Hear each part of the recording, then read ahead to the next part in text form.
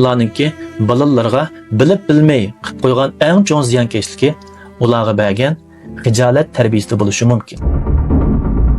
Ya'ni men seni demasam, dadangninki bu zo'rlik zumbuluqlarga hargiz chidab turmaydi.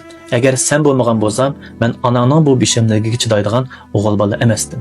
Yoki dadangninki bu o'y bilan qat'iy kari yo'q. Men hem er hem ayol olup bu öğüne şundaq japaliq tutup sizlarni beqiyapman.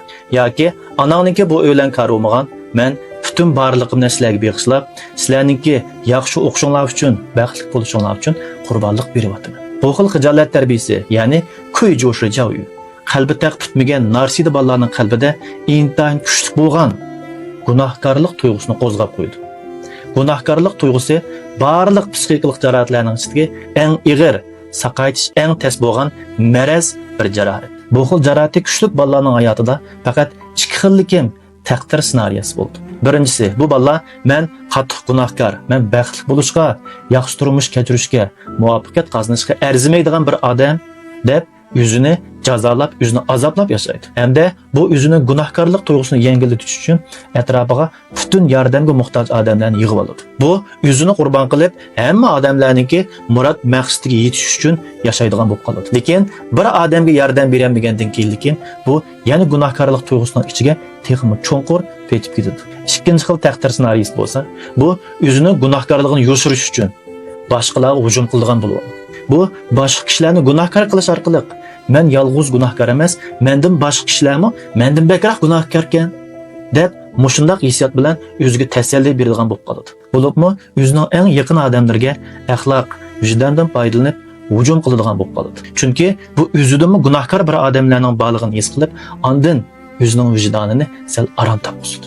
Shuningdek biz farzandlarimizga, bo'libmi 10 yoshdan kichik bolalarimizga hargiz özümüzün hayatımızdaki baxtsizligini, özümüzün beşimizdeki qismatini balalarımızga qo'ymasligimiz kerak. Balalarımızın balaligini ularga pakiz qaytarib berishimiz kerak. Biz Qur'onimizga yetgan, 30dan oshgan bir er ayol bo'lgandan özümüzün beşimizdeki bu chigish masalalarni özümüz hal qilishimiz kerak. Bizning balalarımızga güdek, xo'shal, ota-onasining baxtsizligidan xoli bo'lgan bir muhit yaratib beradigan haqqimiz bor. Endi biz ota-onalar mushundaq gunohkorlik tuyg'usi kuchli odam bo'lib qolsak, bundan qanday qutulamiz? Birinchisi, biz o'zimizning ota-onalarimizni o'zgartirishdan voz kechamiz. Chunki bizning ota-onalarimiz 50-60 yoshga bordi. Bularniki bilim qurilmasi bir yep holatga kelib bo'ldi. Biz ota-onamizning xato bo'lib qolgan tarbiyasini e'tirof qilmasak bo'laverdi. Lekin o'zimizningki bu taqdir ssenariyasini e'tirof qilamiz. Ya'ni jena.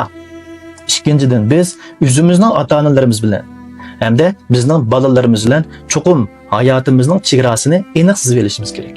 Ota-onamizning baxtsizligi bizning hayotimiz bilan hech qanday munosabat yo'q. Hamda bizning beshimizdagi bu qismatlarningki bolalarimiz bilan hech qanday munosabat yo'q. Uchinchidan, bizning atrofimizdagi kishilarningki baxtsizligi, mag'lubiyati biz bilan hech qanday munosabat yo'q. Bizningki o'zimizni gunohkor his qilganligimizning o'zi bizning jamiyatdagi 90% odamdan oq ko'ngilligimizning isboti. Chunki haqiqiy qilim, qarniyat odamlar bir ishning sababini asla o'zida